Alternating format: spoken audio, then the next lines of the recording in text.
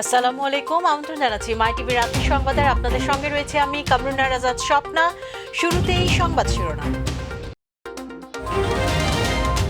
ভবিষ্যৎ প্রজন্মের জন্য গড়তে হবে বাসযোগ্য বিশ্ব। ঢাকায় বিশ্ব শান্তি সম্মেলন উদ্বোধনকালে রাষ্ট্রপতি সকলকে ঐক্যবদ্ধ হওয়ার আহ্বান। ধেয়ে আসছে ঘূর্ণিঝড় জাওয়াদ, উপকূলীয় এলাকায় গুঁড়ি গুঁড়ি বৃষ্টি। সমুদ্র বন্দরে ৩ নম্বর সতর্কতা, সেন্ট মার্টিনে জাহাজ চলাচল বন্ধ। শিক্ষার্থীদের আন্দোলনের পেছনে রাজনৈতিক উস্কানি, মন্তব্য ওবায়দুল কাদেরের। ষড়যন্ত্র প্রতিহত করার আহ্বান মতিয়া চৌধুরীর। সরকারি প্রণোদনায় আবার ঘুরে দাঁড়িয়েছে দেশের পোশাক শিল্প, বললেন বস্ত্রমন্ত্রী। বিনিয়োগ ও রপ্তানি বাড়ালে গতি আসবে, দাবি ব্যবসায়ী নেতাদের। শুনছিলেন শিরোনাম, যাব বিস্তারিত সংবাদে। শুরুতেই বিশ্ব শান্তি সম্মেলনের খবর। করোনা মহামারী বিশ্ব ব্যবস্থার ভেতরের দুর্বলতাগুলো দেখিয়ে দিয়েছে মন্তব্য করে পৃথিবীকে বাসযোগ্য করে গড়তে সকলকে ঐক্যবদ্ধ হওয়ার আহ্বান জানিয়েছেন রাষ্ট্রপতি মোহাম্মদ আব্দুল হামিদ। ঢাকায় দুদিনব্যাপী বিশ্ব শান্তি সম্মেলনের উদ্বোধনী অনুষ্ঠানে রাষ্ট্রপতি বলেন, বিশ্ব এখন অসংখ্য চ্যালেঞ্জ ও সংঘাতের মুখোমুখি। তিনি বলেন, আমরা যদি ঐক্যবদ্ধ না হই এবং পারস্পরিক শান্তি ও সম্প্রীতি নিশ্চিত না করি, তাহলে ভবিষ্যৎ প্রজন্মের জন্য নিরাপদ ও বাসযোগ্য পৃথিবী রেখে যেতে পারবো না। বিশ্বজুড়ে থাকা বৈষম্য, অবিচার এখনও বিশ্ব শান্তি প্রতিষ্ঠায় প্রধান প্রতিবন্ধকতা বলে মন্তব্য করে রাষ্ট্রপতি আব্দুল হামিদ। সাইদুর রহমান আবিরের রিপোর্ট। রাজধানীর একটি হোটেলে বিশ্ব শান্তি সম্মেলনের আনুষ্ঠানিক উদ্বোধন করতে বঙ্গভবন থেকে প্রধান অতিথি হিসেবে ভার্চুয়ালি যুক্ত হন রাষ্ট্রপতি আব্দুল হামিদ। বিশ্ব শান্তি প্রতিষ্ঠায় জাতি, ধর্ম, বর্ণ নির্বিশেষে সবার জন্য সমান সুযোগ সৃষ্টির উপর জোর দেন তিনি। We must end discrimination based on race, faith, color, religion and ethnicity and ensure equal opportunity for all. A fair international system is also essential for all the people of the world.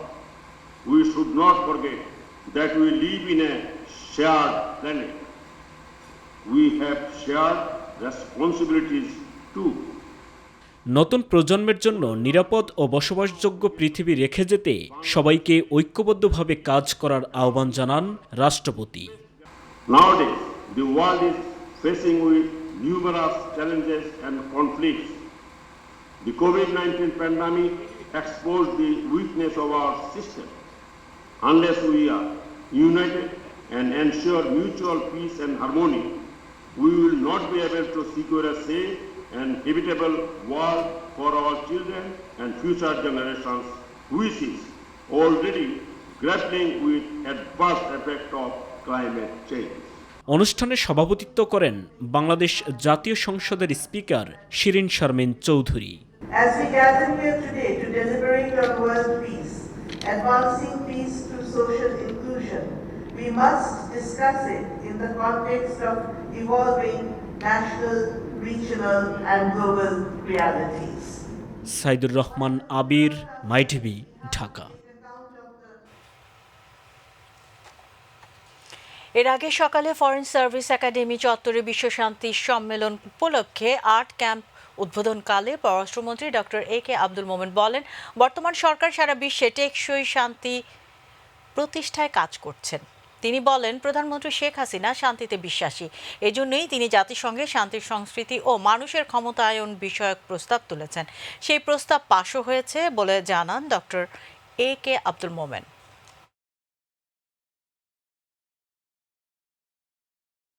মাননীয় প্রধানমন্ত্রী আবার দুনিয়াকে দেখিয়েছেন যে মানবতার জন্য তিনি 1 নম্বর এবং তাদের আশ্রয় দিয়ে এই 11 লক্ষকে আশ্রয় দিয়েছেন। পৃথিবীতে বিভিন্ন জায়গায় সংঘাত হচ্ছে, আমরা এই টেকসই শান্তি পৃথিবীতে যাতে আসে, কারণ বাংলাদেশ বিশ্বাস করে স্থিতিশীলতা এবং শান্তির মাধ্যমে মানুষের সবার উন্নয়ন। মাননীয় প্রধানমন্ত্রী আরেকটি প্রস্তাব দুনিয়াতে পাশ করেছেন, নাম হলো এই পিপলস এম্পাওয়ারমেন্ট, যেখানে উনি বলেছেন সবাইকে সম্পৃক্ত করে উন্নয়নের ধারা প্রবাহিত করতে হবে। তো আমরা সেই বাণীগুলো, তাদের এই যে উদ্যোগগুলো সারা বিশ্বের মধ্যে ছড়িয়ে দিতে চাই। এবার ঘূর্ণিঝড় জাওয়াত প্রসঙ্গ। ভারতীয় উপকূলের দিকে এগিয়ে আসছে ঘূর্ণিঝড় জাওয়াত। এর প্রভাবে দেশের উপকূলীয় এলাকা সহ বিভিন্ন জায়গায় গুড়ি গুড়ি বৃষ্টি হচ্ছে। বঙ্গোপসাগর উত্তাল থাকায় চট্টগ্রাম, কক্সবাজার, মংলা ও পায়রা সমুদ্র বন্দরকে ৩ নম্বর স্থানীয় সতর্ক সংকেত দেওয়া হয়েছে। টেকনাফ থেকে সেন্ট মার্টিনে রোববার জাহাজ চলাচল বন্ধ থাকবে। সাগরে মাছ ধরার নৌকা ও ট্রলার সমূহকে উপকূলের কাছাকাছি থেকে সাবধানে চলাচল করতে বলা হয়েছে। উপকূলীয় এলাকায় নদ নদীর পানি বৃদ্ধি পেয়েছে। সরাসরি জাওয়াত বাংলাদেশ উপকূলে আঘাত না হানলেও এর প্রভাবে আগামী দুদিন বৃষ্টিপাত হতে পারে বলে জানিয়েছে আবহাওয়া অফিস। প্রতিনিধিদের তথ্য উপাত্ত নিয়ে শামস তাবরিজ উচ্ছ্বাসের রিপোর্ট। পশ্চিম মধ্য বঙ্গোপসাগর ও তৎসংলগ্ন এলাকায় অবস্থানরত ঘূর্ণিঝড় জাওয়াত আরও উত্তর ও উত্তর পশ্চিম দিকে অগ্রসর হয়ে ভারতের উপকূলের দিকে এগিয়ে আসছে। এর প্রভাবে দেশের উপকূলীয় এলাকাসহ বিভিন্ন এলাকায় গুড়ি গুড়ি বৃষ্টি শুরু হয়েছে। বঙ্গোপসাগর উত্তাল থাকায় চট্টগ্রাম, কক্সবাজার, মংলা ও পায়রা সমুদ্র বন্দরকে ৩ নম্বর দূরবর্তী হুঁশিয়ারি সংকেত দেখিয়ে যেতে বলা হয়েছে।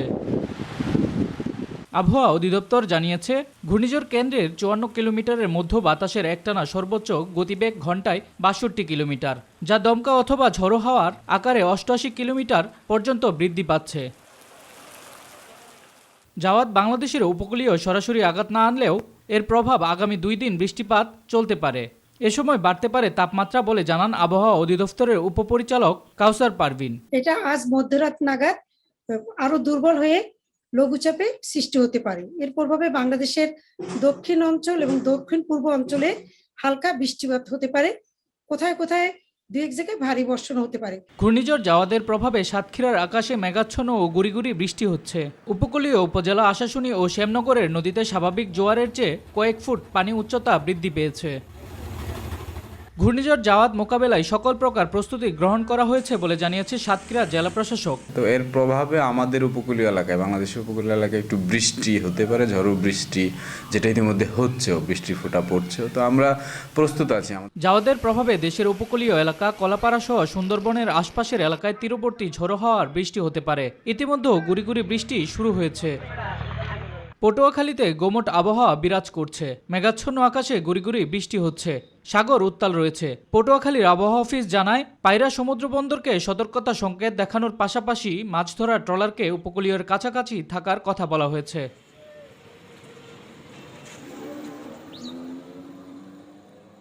জাওয়াদের প্রভাবে বঙ্গোপসাগরের পানি ফুলে কিছুটা উত্তাল রয়েছে। নানা প্রান্ত থেকে আসা পর্যটকরা তা উপেক্ষা করে কক্সবাজারের সমুদ্রে স্নান ও ঘোরাঘুরিতে ব্যস্ত সময় পার করছেন। শামস তাবরিজ উচ্ছ্বাস, মাই টিভি নিউজ ডেস্ক।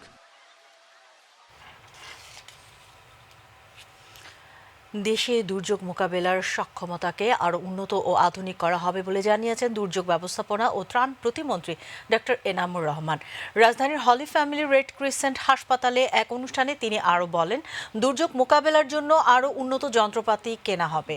বাংলাদেশ একটি দুর্যোগ প্রবণ দেশ, যার কারণে প্রতি বছর ঘূর্ণিঝড় ও বন্যা হয়। তবে সেসব মোকাবেলায় বাংলাদেশ বিশ্বে একটি রোল মডেল বলেও জানান ডক্টর এনামুর। এবং এর ফলে আপনাদের পরিচালনা, আপনাদের তথ্য উপাত্ত, আপনাদের অভাব অনটন, অভাব অভিযোগ, এগুলো অনেক বেশি করে তদারকি করা যাবে এবং একটা ডিসিপ্লিন গেট আপের মধ্যে এখন সিপিবি চলে আসলো। এবার রাজনৈতিক প্রসঙ্গ। শিক্ষার্থীদের আন্দোলনে রাজনৈতিক উস্কানি রয়েছে বলে মন্তব্য করেছেন আওয়ামী লীগ সাধারণ সম্পাদক, সড়ক পরিবহন ও সেতুমন্ত্রী ওবায়দুল কাদের। তিনি বলেন, যারা উস্কানি দিচ্ছে ভিডিও ফুটেজ দেখে তাদের বিরুদ্ধে আইনি ব্যবস্থা নেওয়া হবে। মানিক মিয়া এভিনিউয়ে সড়ক নিরাপত্তা ও গণসচেতনতা বৃদ্ধিমূলক কার্যক্রমে অংশ নিয়ে এসব কথা জানান সেতুমন্ত্রী। আন্দোলনরত শিক্ষার্থীদের রাজপথ ছেড়ে পড়াশোনায় মনোনিবেশ করার অনুরোধ জানান ওবায়দুল কাদের। এত রাতে একজন ছাত্র ওখানে গাড়ি চাপা পড়লো, আর এত হাজার হাজার লোক হঠাৎ করে এত রাতে কোত্থেকে এলো, আর এত ছাত্রও বা কোত্থেকে এলো, এটা নিয়ে কিন্তু প্রশ্ন আছে। তারপরেও একজন ছাত্রের মৃত্যু হয়েছে, এই মৃত্যুটা হলো দুঃখজনক।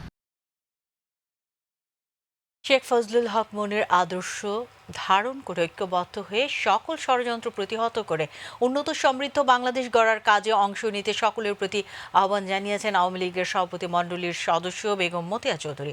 যুবলীগ চেয়ারম্যান শেখ ফজলে শামস পরশ বলেন, যে কোনো সংকটে সংগ্রামী নিপীড়িত মানুষের পাশে দাঁড়াতে হবে যুবলীগ নেতাকর্মীদের। শেখ মনির জন্মদিন উপলক্ষে আয়োজিত অনুষ্ঠানে তারা এসব কথা বলেন। সাইদুর রহমান আবিরের রিপোর্ট। যুবলীগের প্রতিষ্ঠাতা চেয়ারম্যান শেখ ফজলুল হক মনির জন্মদিন উপলক্ষে বনানী কবরস্থানে ফুল দিয়ে শ্রদ্ধা জানায় বাংলাদেশ আওয়ামী যুবলীগ ও বিভিন্ন সামাজিক সাংস্কৃতিক সংগঠন। পরে সাংবাদিকদের সাথে কথা বলেন শেখ মনির জ্যেষ্ঠ সন্তান যুবলীগ চেয়ারম্যান শেখ ফজলে শামস পরশ। শহীদ শেখ ফজলুল হক মনির দিক নির্দেশনা অনুসরণ করে বঙ্গবন্ধুর কন্যার হাতকে শক্তিশালী করে আমাদের আগামীর বাংলাদেশ, যে বাংলাদেশ হবে বিজ্ঞান ভিত্তিক মেধাভিত্তিক সমাজ ব্যবস্থা এবং ন্যায়পরায়ণ সমাজ ব্যবস্থা কায়েমে বাংলাদেশ আওয়ামী যুবলীগ প্রতিজ্ঞাবদ্ধ এবং সচেষ্ট থাকবে। ফুল দিয়ে শ্রদ্ধা জানান শেখ মনির কনিষ্ঠ পুত্র ঢাকা দক্ষিণ city corporation mayor Sheikh Fazle Noor Taposh. তরুণ প্রজন্মকে বিশেষ করে জাতি গঠনে কিভাবে নিয়োজিত করা যায় সেই প্রেক্ষিতে শহীদ শেখ ফজলুল হক মনি যে সকল নির্দেশনা রেখে গেছেন, আজকে যুব সমাজকে সেই নির্দেশনা যদি পালন করা হয় তাহলেই আমরা সঠিক পথে এগোতে পারব।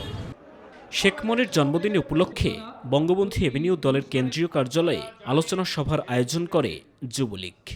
শেখ মনি যুবলীগ প্রতিষ্ঠা করে যুব সমাজকে সংগঠিত করে বঙ্গবন্ধুর দেশ গড়ার কাজে নিয়োজিত করে একটা সুখী সমৃদ্ধ ধর্মনিরপেক্ষ রাষ্ট্র গঠন করার স্বপ্ন দেখেছিলেন।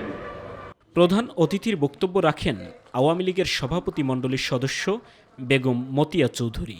ঘাম দেবে, শ্রম দেবে, মেধা দেবে, মনন দেবে, সব কিছু মিলিয়েই বাংলাদেশ এগিয়ে যাবে শেখ হাসিনার নেতৃত্বে শেখ ফজলুল হক মনির স্বপ্নকে বাস্তবায়ন করার জন্য, এবং তারপরে সেই পতাকা নিয়ে চলবে পরশ তাপস তাদের পাশে।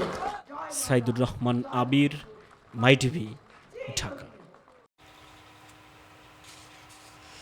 অবিলম্বে অসুস্থ খালেদা জিয়ার মুক্তি ও বিদেশে চিকিৎসার জন্য অনুমতি দিতে আবারও সরকারের প্রতি আহ্বান জানিয়েছেন বিএনপির মহাসচিব মির্জা ফখরুল ইসলাম আলমগীর। সকালে জাতীয় প্রেস ক্লাবের সামনে জাতীয়তাবাদী ছাত্র দলের বিক্ষোভ সমাবেশে প্রধান অতিথির বক্তব্যে তিনি আহ্বান জানান। তিনি বলেন, খালেদা জিয়াকে মুক্তি না দিলে কঠোর আন্দোলনের মাধ্যমে তাকে মুক্ত করা হবে। এজন্য ছাত্রদলকে ঐক্যবদ্ধ থাকার আহ্বান জানান মির্জা ফখরুল। এই রাজনীতিতে আবার ফিরিয়ে আনতে হবে, গণতন্ত্রকে পুনরুদ্ধার করতে হবে, আমাদের নেতা তারেক রহমানকে দেশে ফিরিয়ে আনতে হবে। সরকারের কাছে বলতে চাই, আর বিলম্ব করবেন না, অবিলম্বে দেশনেত্রীকে মুক্তি দিন। দেশনেত্রী বেগম খালেদা জিয়াকে তার বিদেশে চিকিৎসার জন্য যাওয়াকে নিশ্চিত করতে হবে আন্দোলনের মধ্য দিয়ে। বন্ধুগণ, সীমান্ত পথে তেল চোরাচালান সম্ভব নয় উল্লেখ করে জাতীয় পার্টির চেয়ারম্যান জি.এম. কাদের বলেছেন, চোরাচালানের নাম করে জ্বালানি তেলের দাম বৃদ্ধি করে জনগণের উপর চাপ বাড়িয়ে দিয়েছে সরকার। রাজধানীর ডিপ্লোমা ইঞ্জিনিয়ার্স ইনস্টিটিউটে ঢাকা দক্ষিণ জাতীয় পার্টির আয়োজনে বর্ধিত সভায় তিনি এ কথা বলেন। জাপা চেয়ারম্যান বলেন, বর্তমান সরকার জনগণের স্বার্থ দেখে না, ক্ষমতার লোভে নয়, জনগণের কল্যাণে কাজ করতেই জাতীয় পার্টি ক্ষমতায় যেতে চায় বলেও মন্তব্য করেন জি.এম. কাদের। অনেক দিন আগের থেকেই তেল স্মাগলিং কোনো সময় হয় না, কোনো দেশের থেকে কোনো দেশে তেল স্মাগলিং হয় না, এটা একটা সম্পূর্ণ ভুয়া কথা। এই কথাটার কোনো রকম সত্যতা এর মধ্যে নাই। তো সেই জন্য বলছি যে তেলের দাম না বাড়ালে অন্যান্য জিনিসপত্রের দাম এখনো বাড়ানোর প্রয়োজন হতো না। এখনও আপনারা টের পান নাই, তেলের দাম এখন যেহেতু বেড়েছে, আপনারা দেখবেন প্রতিদিন প্রতিটি জিনিস এবং শুধু পণ্য নয়, আপনাদের সেবা এগুলোর দাম বাড়তে থাকবে। এবার অন্যান্য প্রসঙ্গ। বর্তমান সরকারের প্রণোদনার কারণে দেশের পোশাক শিল্প আবারও ঘুরে দাঁড়িয়েছে মন্তব্য করেছেন বস্ত্র ও পাট মন্ত্রী গোলাম দস্তগীর গাজী। তিনি বলেন, দেশের ঐতিহ্যবাহী মসলিন জামদানি শিল্পকে পুনরুদ্ধার করে আন্তর্জাতিক অঙ্গনে ছড়িয়ে দিতে সরকার উদ্যোগ নিয়েছেন। রাজধানীর ওসমানী মিলনায়তনে স্মৃতি মিলনায়তনে জাতীয় বস্ত্র ও পাট দিবসের অনুষ্ঠানে এসব কথা বলেন গোলাম দস্তগীর গাজী। অনুষ্ঠানে পোশাক খাতের নেতারা বলেন, বিনিয়োগের পাশাপাশি রপ্তানি বাড়লে বস্ত্রশিল্পের গতি আসবে। আরও জানাচ্ছেন জায়েদ আহমেদ বাবু। বস্ত্রশিল্পের বিশ্বায়ন, বাংলাদেশের উন্নয়ন, এই প্রতিপাদ্যকে সামনে নিয়ে উদযাপন করা হলো জাতীয় বস্ত্র ও পাট দিবস 2021। বিনিয়োগের পাশাপাশি রপ্তানি বাড়ালে দেশের বস্ত্রশিল্পের উন্নয়নে গতি আসবে বলে মনে করেন পোশাক শিল্পের নেতারা। এই সম্ভাবনাগুলো কাজে লাগাতে হলে আমাদের বিনিয়োগ বাড়াতে হবে এবং এই খাতে সংশ্লিষ্ট উদ্যোক্তাদের জন্য প্রয়োজনীয় নীতি সহায়তা প্রয়োজন হবে। এই সেক্টরকে যদি বিশেষ প্রণোদনা না দেওয়া হয়, 1996 সালে মাননীয় প্রধানমন্ত্রীর নেতৃত্বে যেদিন বাংলাদেশে উনি সর্বপ্রথম প্রধানমন্ত্রী হয়, ওনার নেতৃত্বে উনি যখন 25% উইভিং নিটিংয়ের জন্য 25% কিন্তু ইনসেন্টিভকে ছাড় দেওয়া হয় এবং তারই পরিপ্রেক্ষিতে আজকে বাংলাদেশি স্পিনিং সেক্টর হিসেবে মজবুত ভিত্তি নিয়ে দাঁড়িয়ে আছে। বস্ত্র খাতের অপার সম্ভাবনাকে কাজে লাগিয়ে সুতো আমদানি করার ক্ষেত্রে শুল্ক কমানো প্রয়োজন বলে মনে করেন টেক্সটাইল শিল্পের নেতারা। আমি বলছি যে সুতার উপরে যদি আমদানি শুল্কটা কমে যায়, লোকাল শিল্প বাড়বে, লোকাল শিল্প বাড়লে আমার এক্সপোর্ট বাড়বে। দেশের বস্ত্র খাতকে ত্বরান্বিত করার লক্ষ্যে সরকার বদ্ধপরিকর বলে জানান বস্ত্র ও পাট মন্ত্রী। আপনারা প্রাইভেট স্কেলে নিয়ে যাবেন, প্রাইভেট স্কেলে নিয়ে গেলে আমরা মনে হয় কমার্শিয়াল বাণিজ্যিক ভিত্তিতে যাতে জনসাধারণের কাছে কম মূল্যে এটা পৌঁছানো যায়, তাহলে সেই ব্যবস্থা আপনারা করবেন। সেটা আপনাদেরকে আমন্ত্রণ রইল, সেই তারাবো সেই মুসলিম হাউসে আপনাদের আমন্ত্রণ রইল। যে কোনো জনগণ, যে কোনো টেক্সটাইল মিলের মালিকগণ কিংবা অন্য টেকনিশিয়ানগণ আপনারা এসে দেখতে পারেন কীভাবে আমরা এগুলো তৈরি করছি। দেশের ঐতিহ্যবাহী মসলিন জামদানি শিল্পের পুনরুদ্ধারেও বর্তমান সরকারের অগ্রণী ভূমিকার কথাও তুলে ধরেন গোলাম দস্তগীর গাজী। 170 বছর আগে মসলিন হারিয়ে যায়, তিনি বলেছিলেন এই মসলিনকে উদ্ধার করতে।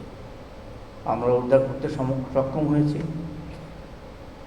এটি আমাদের জন্য একটা বিরাট গর্বের ব্যাপার। এটা কেউ করেনি, প্রধানমন্ত্রী বলেছিলেন বলেই আমরা সেই মসলিনের সমস্ত রহস্য উদ্ঘাটন করে আমরা মসলিন এখন তৈরি করতে পারছি। সেই তারাবতে আমরা সেই মসলিন হাউস তৈরি করেছি। জাহিদ আহমেদ বাবু, মাই টিভি, ঢাকা। কেবল স্বাধীনতা সংগ্রাম নয়, একজন প্রশাসক ও কূটনৈতিক নেতা হিসেবে সর্বক্ষেত্রেই শ্রেষ্ঠ ছিলেন বঙ্গবন্ধু শেখ মুজিবুর রহমান। আর এ কারণে স্বাধীনতার মাত্র 3 বছরের মধ্যে দেশকে স্বাভাবিক অবস্থায় ফিরিয়ে আনা সম্ভব হয়েছে বলে মন্তব্য করেছেন মুক্তিযুদ্ধ মন্ত্রী আ.ক.ম মোজাম্মেল হক। বিয়াম অডিটোরিয়ামে মুক্তিযুদ্ধের সরকারি কর্মকর্তাদের অবদান সম্পর্কে স্মৃতিচারণ অনুষ্ঠানে তিনি এসব কথা বলেন। মুক্তিযুদ্ধ মন্ত্রী বলেন, সরকারি কর্মকর্তা কর্মচারীরা মুক্তিযুদ্ধের বেশি ঝুঁকি নিয়েছেন, তাই তাদের অবদানকেও সামনে আনতে হবে। অনুষ্ঠানে উপস্থিত ছিলেন জনপ্রশাসন প্রতিমন্ত্রী ফরহাদ হোসেন।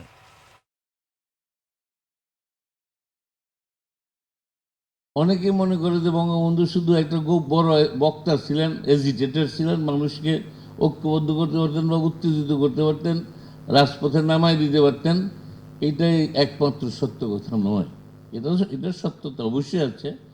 উনি যে পৃথিবীর মধ্যে সর্বশ্রেষ্ঠ একজন প্রশাসক ছিলেন, সেটা কিন্তু এখন প্রমাণিত আমরা করতে পারিনি। এটা যুদ্ধ বিধ্বস্ত দেশ, মাত্র 3.5 বছরে সব কিছুকে তিনি স্বাভাবিক পর্যায়ে নিয়েছিলেন। খুলনা প্রকৌশল ও প্রযুক্তি বিশ্ববিদ্যালয় কুয়েটের শিক্ষক প্রফেসর ডক্টর সেলিম হোসেনের অস্বাভাবিক মৃত্যুর ঘটনায় বিশ্ববিদ্যালয় শাখা ছাত্রলীগের সাধারণ সম্পাদক সাদমান নাহিয়ান সেজান সহ 9 শিক্ষার্থীকে সাময়িকভাবে বহিষ্কার করা হয়েছে। কুয়েটের জনসংযোগ ও তথ্য শাখা থেকে পাঠানো এক প্রেস বিজ্ঞপ্তিতে এ তথ্য জানানো হয়। এতে বলা হয়, ডক্টর সেলিম হোসেনের অস্বাভাবিক মৃত্যুর ঘটনা নিয়ে সিন্ডিকেটের জরুরি সভায় বিশ্ববিদ্যালয় 13ই ডিসেম্বর পর্যন্ত বন্ধ ঘোষণা করা হয়।